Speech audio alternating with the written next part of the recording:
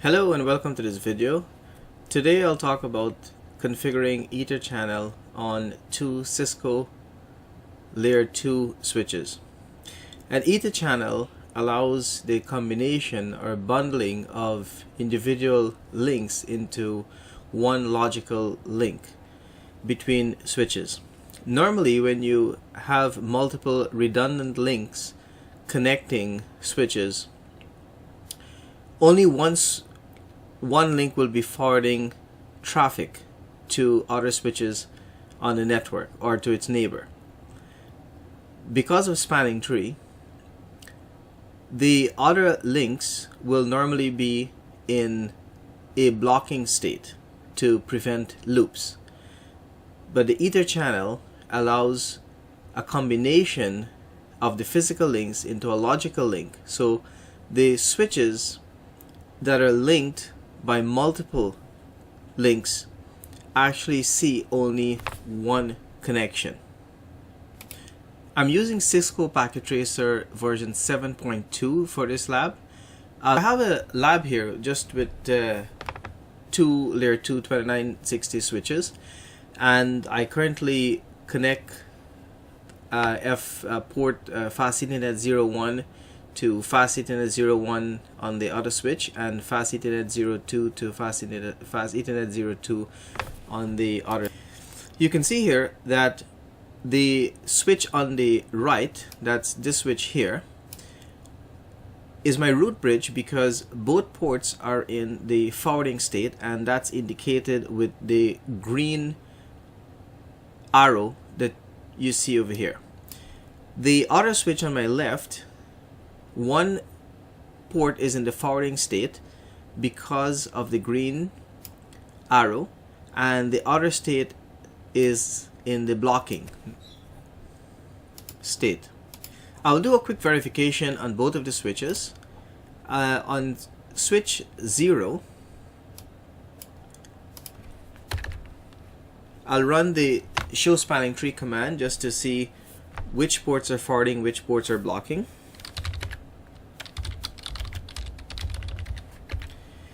And we can see here that fast Ethernet 01 switch is in the forwarding state and fast Ethernet 02 is in blocking state.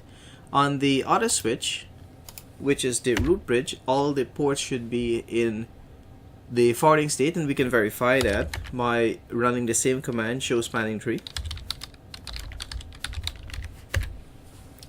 And here we can see that both ports FA02 and FA01 that connects to the neighbor switch is in the forwarding mode, and it actually tells you that this switch is also the. So what EtherChannel will allow is the combination or combining the physical links into one logical link. So the switch will only see one link as opposed to multiple links. So both of these links should be in the forwarding state when EtherChannel is configured. So let's go ahead and start the configuration on the switch 0. So I'll first enable or create the EtherChannel on the ports that are connecting to the neighbor switch, and those ports are fast Ethernet 01 and 02.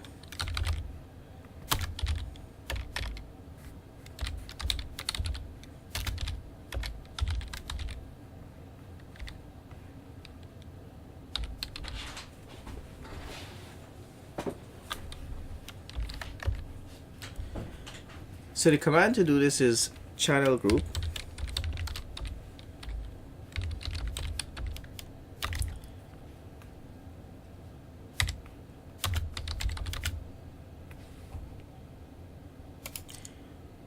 This command will create the channel port, and I'll be using the Cisco proprietary protocol. So at this end, I'll use the command auto.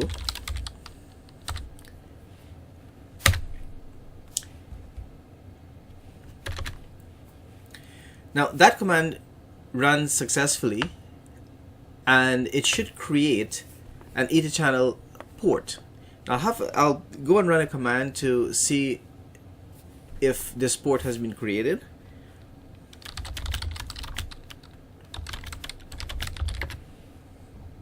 And you can see up here that a new interface has been created, and it's called port channel 1, and the current status is down, and of course it's down because we have not yet created the port channel on the other switch.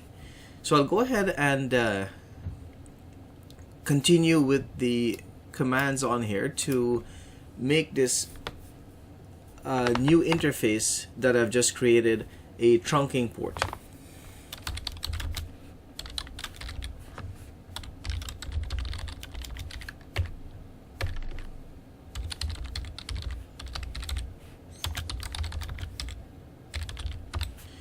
Now on the other switch, I'll run the same commands, and I have the same two physical ports connected to the neighbor switch.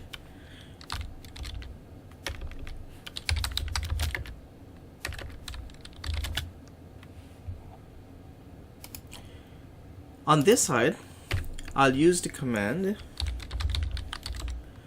channel group 1, you have to give it a number, mode, and in this end we will use the command desirable.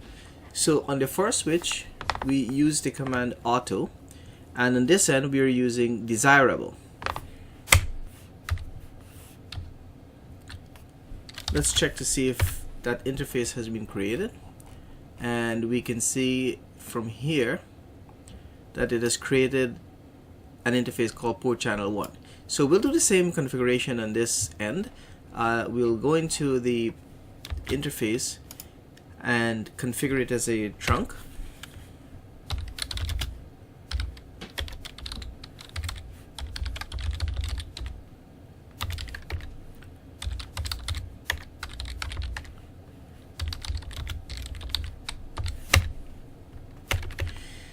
Now if I do the command show our trunk ports,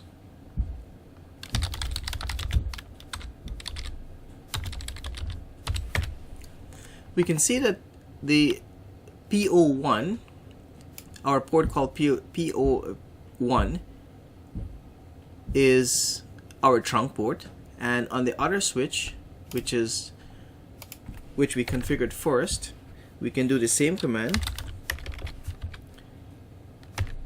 and we also have trunking on P01. Now if you notice, let's go back to our topology here. If you notice now that both links changed to green to indicate that both of these are in forwarding mode. Now we can go ahead and run our spanning tree command again.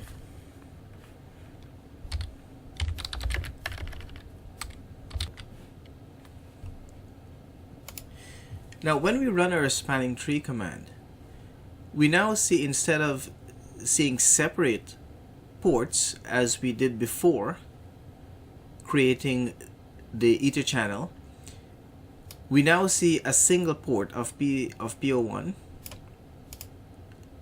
and it's in a forwarding state. We no longer see two separate ports. We'll do the same on our root bridge, and we see the same thing here. We see a single port in the forwarding state.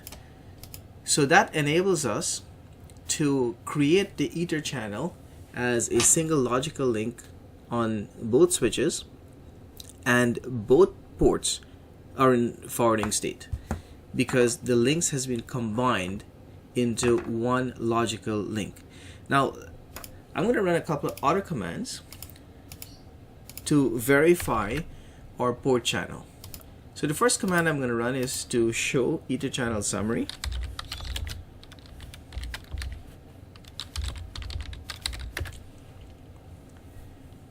And we see that we have, under group, we have just one configured. it's PO1, and these letters here, the SU, let's see what they mean. So U means that it is in use, and S, the uppercase S, shows that it is a layer 2 Ether channel. The protocol used is PAGP, which is Cisco proprietary, and here it shows that the ports combine to create this one logical link, or the Ether channel. Another command that we can run to see more detailed information about our Ether channel is the command show Ether channel port channel. So I'm going to go ahead and run this command, and here you can see more details in regards to how the channel is operating and the number of ports, the protocol that is being used, if there are any hot standby ports available. Here it shows the number of ports, and we only have 2 in the bundle. You can have up to 8, but only 4 active at the same time, and the other 4 can be acting as a hot standby ports. So here the protocol displayed is the PAGP. We have no port security enabled currently, and here's some other information regarding the port channel. So this is how you create a port channel between 2 switches. So this brings us to the end of this video. I hope you find it useful. If you do, please remember to like it and subscribe to my channel. Thanks for watching.